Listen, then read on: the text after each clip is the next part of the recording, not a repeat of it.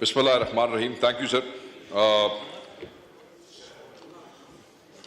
मेरा ख्याल था कि बॉस साहब मेरे से पहले बोलेंगे, मगर अब उन्हें मेरे बाद जरूर मौका दीजिएगा। मैं गंदम के हवाले से बात करना चाहता हूं। सर अगर आपकी तवज्जो हो तो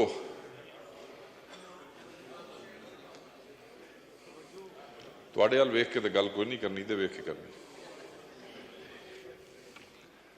सर जी जी तवज्जो sir. Thank you very much sir. मेरे ख्याल में जब से हलफ हुआ है, आज मैं पहली दफ़ा आपने मौका दिया, आपकी बड़ी मेहरबानी। और इस इशू पे जो मेरे मुल्क के किसानों के दिल के करीब है, और आज हमारा पंजाब का किसान, सिंध का किसान बड़ी मुश्किल में है, बड़ी अजियत में है, बड़ा परेशान है। और सबसे बड़ा जुल्म यह है कि उसकी इस परेशानी, उसकी इस अजियतनाक जिंदगी और उसके इस लम्हे के जिम्मेदार वो लोग हैं जो अपने आप को अवाम के लीडर कहते हैं। उनके फैसलों की वजह से आज किसान इस अजियत का शिकार है। उनकी नालायकी की वजह से आज किसान इस अजियत का शिकार है। इससे बड़ी नालायकी क्या है कि पंजाब हुकूमत जो है वो 3200 रुपए पे इंपोर्ट हुई गंदम जो है वो 4700 रुपए में खरीदती है। उसके बाद हुकूमतें जो है वो 3900 रुपए की सपोर्टिंग प्राइस जो है वो फिक्स करती है, और फिर इस काबिल भी नहीं है कि उसको इंश्योर कर सके, क्योंकि ओपन मार्केट में उसको फिर 2800 से लेकर 3000 रुपए तक की कीमत दी जाती है।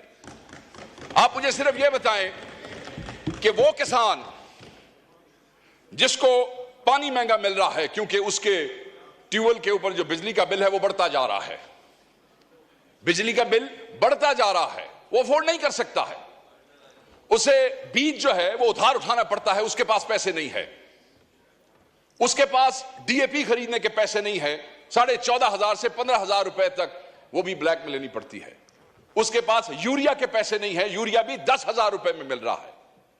बिजली महंगी, फ्यूल महंगा, यूरिया महंगा, डीएपी महंगा, और उसके बाद हम ये समझते हैं कि क्योंकि हम सपोर्टिंग प्राइस 3900 रुपए रख देंगे और किसान जो है वो खुशहाल हो जाएगा और पैसे कमाएगा। जो उसकी लागत है किसान की उस गंदम के ऊपर, वो उस लागत से भी 47% कम की आपने सपोर्टिंग प्राइस भी रखी है। आप ये देख लें यहां पे। और जो आगे तकसीम पंजाब के अंदर हो रही है वो एकड़ पे 6 बोरियां हैं और 6 एकड़ से ऊपर की इजाजत नहीं है। 36 बोरियां, यानी कि 6 एकड़ से आगे, 36 बोरियों से आगे हिसाब किताब नहीं है, और उसका भी कोई खाता कोई नहीं चल रहा है। मुझे तकलीफ इस बात की है कि इस ऐवान में बैठे हुए ज्यादातर लोग जिम्मेदार हैं, ज्यादातर लोग काश्तकार हैं, कोई छोटा है, कोई बड़ा जिम्मेदार है, और अगर खुद जिम्मेदार नहीं है तो जिम्मेदारों के वोटों से इलेक्ट होकर यहां पे आए बैठे हैं। मगर आपने जैसे कहा कि एक पार्टी की तरफ से आपने उनको जोश दिलाया कि भाई बोलो, तुसी भी बोलो, तुहाडा भी सूबा है, तुहाडी हुकूमत है, तुसा भी गल करो। आपको बताना पड़ा है, दिल नहीं करता है। ऑब्वियसली जब अवाम के और किसान की गर्दन के ऊपर छुरी फेरोगे तो कैसे डिफेंड करोगे अपनी हुकूमत को? जब किसान को हलाल करोगे तो किस मुंह से डिफेंड करोगे अपनी हुकूमत को? इसलिए तकलीफ होती है। और 70 लाख टन सेलेबल गंदम पड़ी है पंजाब में, अभी मियां साहब ने कंफर्म किया, और उसमें से कहते हैं कि पास्को और जो सूबाई हुकूमत है वो कहती है जी सिर्फ 20 लाख खरीदनी है। मैनू ये दसो सर, ते बाकी 50 लाख नूं अग ला छड़िए, बाकी 50 को क्या करें? आग लगा दें या चूहों को खिला दें या फिर वो फीड वालों को बेच दें। सुना है वो भी गंदम शंदम लेते हैं आगे मुर्गियों की दवाइयां बनाने के लिए, उनको बेच देते हैं। या फिर किसानों को कहते हैं कि तुसी अपने आप नूं अग ला लो, क्योंकि ये जो तुम्हारे अवामी नुमाइंदे हैं जिन्हें खो के हुकूमत ली है, खो के समझते हो ना, छीनी है हुकूमत, चोरी की है, ये तुम्हारा हक जो है उसका तहफ्फुज करने के लिए तैयार नहीं है। सो मैं ये समझता हूं कि वो सेक्टर जो फिस्कल ईयर में 2020 और 21 में पाकिस्तान की जीडीपी में जिसका 22.7% हिस्सा था, 2020-21 में जो पाकिस्तान की लेबर फोर्स का 37.8% था, आज उसकी जीडीपी में भी हिस्सा ज्यादा है, आज उसका लेबर फोर्स में भी हिस्सा ज्यादा है। और उसी सेक्टर को डिफेंड करने के लिए, एक्चुअली डिफेंड भी थोड़ा ज्यादा हो जाएगा, उसको जिंदा रखने के लिए, उनको जो है उनकी रूह उनके अंदर रखने के लिए हम जो है वो बेबस है। ऑब्वियसली हमारे भाई वहां से कोई जवाब भी देंगे, सरकारी जवाब आएगा, ऐसे हुआ वैसे हुआ, हमारे पे भी कोई गुलफशानी करेंगे, ठीक है, मगर इससे क्या किसान की जिंदगी जो है वो आसान हो जाएगी? नहीं, आसान नहीं होगी। फिर जुल्म आप देखें सर, भाई बम्पर क्रॉप है, ऑलरेडी आपके कॉफर्स जो है वो भरे पड़े हैं गंदम से, ठीक है जी, और आप इंपोर्ट कर रहे हैं। हम तो सिर्फ अपने भाइयों से ये पूछना चाहेंगे कि उस हकीम लुकमान का नाम बता दीजिए या उस आइंस्टाइन का नाम बता दीजिए जिसने कहा कि बंपर क्रॉप भी पई जे बट कोई अपना भी सोच लीजिए, कुछ मंगवा लें वहां से, और वो मंगवा लिया। मंगवाने के बाद वही मैंने बात की कि 3200 और फिर हुकूमत ने वही 3200, अब जब पता लगेगा ना 3200 पे इंपोर्ट किसने की है, ये भी एक नई कहानी होगी, क्योंकि उस 3200 वाले से फिर 4700 पे आपने खरीदी क्यों? सो मैं ये बार बार नुक्ता इसलिए कह रहा हूं कि जनाब ये अवाम को, किसान को, ये वो किसान है जिसको पंजाब की कई शुगर मिलों ने अभी पिछले साल की गन्ने की पेमेंट नहीं की है।